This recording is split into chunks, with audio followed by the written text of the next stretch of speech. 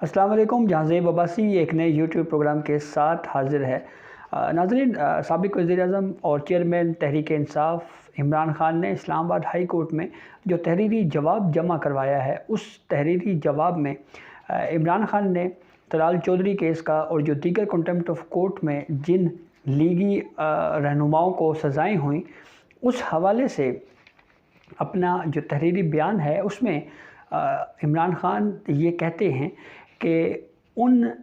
लीगी रहनुमाओं ने दर हकीकत सुप्रीम कोर्ट ऑफ पाकिस्तान को स्कैंडलाइज़ किया और उसकी वजह ये थी कि पनामा जजमेंट के ऊपर जो है वो उनका रद्द-ए-अमल आया और वो रिएक्शन जो है वो दर हकीकत पनामा जजमेंट के ऊपर था। तो आज के हमारा जो ये वीलॉग है इसमें हम आपको बताएंगे कि पनामा जजमेंट के ऊपर सुप्रीम कोर्ट ऑफ पाकिस्तान की क्या राय रही है। तो इस हवाले से जस्टिस काजी फैज़ ईसा का एक डाइसेंट नोट जो है वो मौजूद है और वो डाइसेंट नोट जस्टिस काजी फैज़ ईसा ने शेख रशीद अहमद नाअहली केस में दिया था। उस इख्तिलाफी नोट में जस्टिस काजी फैज़ ईसा ने कौन कौन से क्वेश्चंस उठाए थे पनामा फैसले के ऊपर, उसके ऊपर आज हम बात करेंगे। तो इस पे सबसे पहले जस्टिस काजी फैज़ ईसा के वो इख्तिलाफी नोट जो उन्होंने शेख रशीद अहमद नाअहली केस में उन्होंने तहरीर किया, उसमें जो पनामा जजमेंट के ऊपर जो क्वेश्चंस उठाए, उसमें पहला सवाल जो है या पहला जो बहुत अहम नौइयत का एक हम कह सकते हैं कि क्वेश्चन जस्टिस काजी फैज़ ईसा का ये था कि पनामा फ़ैसले में उम्मीदवार की अहलियत जांचने के लिए इंतहाई सख्त असूल वज़े किए गए हैं और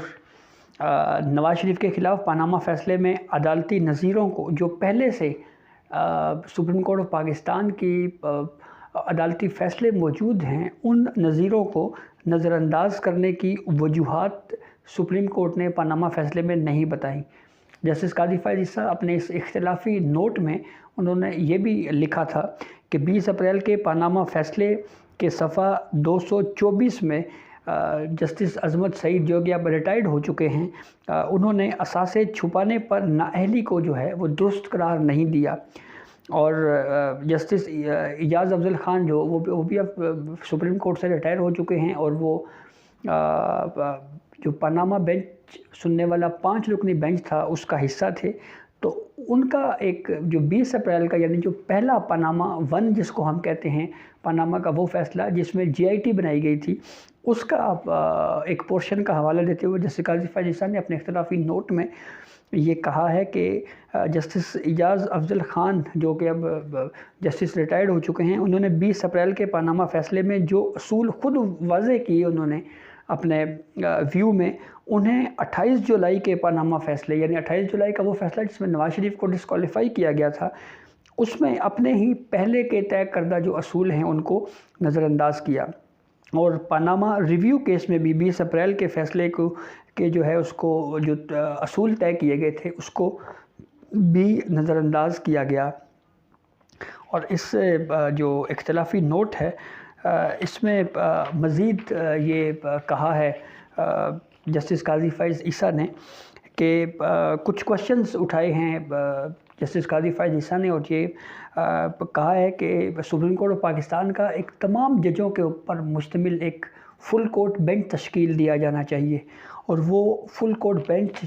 7 सवालात का जवाब दे। और वो 7 सवालात क्या हैं कि क्या कागज़ात नामज़दगी में ज़ाहिर की गई हर कोई भी चीज़ अगर वो कागज़ात नामज़दगी में अगर कोई उम्मीदवार ज़ाहिर ना करे तो क्या उसके ऊपर भी डिस्क्वालिफ़िकेशन का जो इतलाक़ है वो होगा।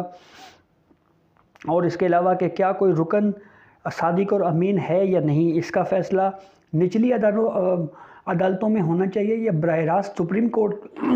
भी जो है वो इस मामले को देख सकती है। और फिर उसके बाद जस्टिस काजी फैज़ ईसा ने अपने इस इख्तिलाफी नोट में ये भी लिखा है कि जो असूल नवाज़ शरीफ को नाअहल करने के लिए पनामा केस में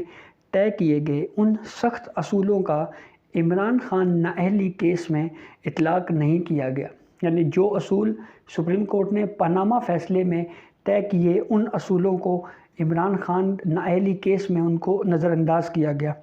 और उसके बाद जस्टिस काजी फैज़ ईसा ने अपने इस इख्तिलाफी नोट में ये भी लिखा था कि क्या सुप्रीम कोर्ट के बराह रास्त दायरा इख्तियार समात के ज़रिए इलेक्शन ट्रिब्यूनल का जो इख्तियार है उसको ख़त्म किया जा सकता है। और फिर एक एतराज़ या एक क्वेश्चन हम ये कह सकते हैं कि जस्टिस काजी फैज़ ईसा ने अपने इस इख्तिलाफी नोट में ये भी उठाया है कि क्या किसी शख्स की इंतखाबी उज़रदारी को अवामी मफाद का मामला करार दिया जा सकता है या नहीं। तो ये जो डाइसेंट नोट है जस्टिस काजी फैज़ ईसा ने जो शेख रशीद अहमद नाअहली केस में तहरीर किया था उसका थोड़ा सा आपको हवाला दिया है हमने आज की वीडियो में, क्योंकि जैसे मैंने आपको आगाज़ में बताया कि इमरान खान ने जो इस्लामाबाद हाई कोर्ट में रिप्लाई जमा करवाया है उसमें इस्लामाबाद हाई कोर्ट ने जो अपना पहला ऑर्डर था अदालती कार्रवाई का उसमें ये लिखा कि इमरान खान जो है वो इन अदालती फ़ैसलों के जो नज़ायर हैं या जो मिसालें हैं उनको सामने रखें और उनको सामने रख कर फिर कोई रिप्लाई तैयार करे या रिप्लाई जमा करवाया जाए। तो उस जवाब में इमरान खान ने तलाल चौधरी और इन केसेस का जिनमें कंटेम्प्ट ऑफ कोर्ट के तहत सज़ाएं हुई लीगी रहनुमाओं को, उन केसेस का हवाला देते हुए इमरान खान ने अपने तहरीरी जवाब में जो सेकंड रिटन रिप्लाई है उसमें इमरान खान ये कहते हैं कि इन असूलों का या जो ये फ़ैसले हैं इनका इतलाक़ इमरान खान के ऊपर नहीं होता। और उसकी वजह वो ये बताते हैं कि वहाँ पे पूरी सुप्रीम कोर्ट को पनामा केस का जो मामला था उसमें स्कैंडलाइज़ करने की कोशिश की गई। तो हमने आपको एक जस्टिस काजी फैज़ ईसा के इख्तिलाफी नोट के ज़रिए जो है वो ये बताया कि जुडिशरी के अंदर भी जो है वो पनामा जजमेंट के हवाले से कोई बहुत अच्छी राय नहीं रखी जाती। तो बहरहाल अब कल इस्लामाबाद हाई कोर्ट में साबिक़ वज़ीर-ए-आज़म इमरान खान के ख़िलाफ़ तौहीन अदालत केस की जो समात है वो कल फिर होने जा रही है और तकरीबन 2:30 बजे के करीब इस केस की समात होगी। Chief justice Islamabad high court Athar Minallah की सरबराही में इस्लामाबाद हाई कोर्ट का 5 रुकनी बेंच इस केस की समात करेगा। जो पहली समात थी उसमें इमरान खान ने एक तहरीरी जवाब जमा करवाया जिसको इस्लामाबाद हाई कोर्ट ने मुस्तरद कर दिया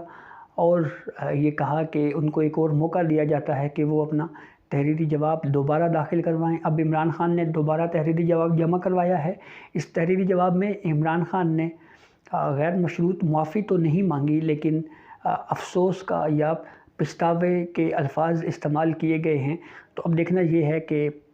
कल की अदालती कार्रवाई में क्या इस जवाब को एक्सेप्ट किया जाता है या मज़ीद इमरान खान को एक और मौका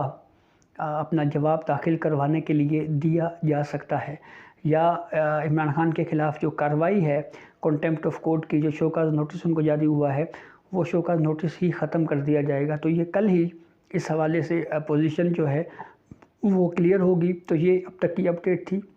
जिससे हमने आपको आगाह किया। बहुत शुक्रिया।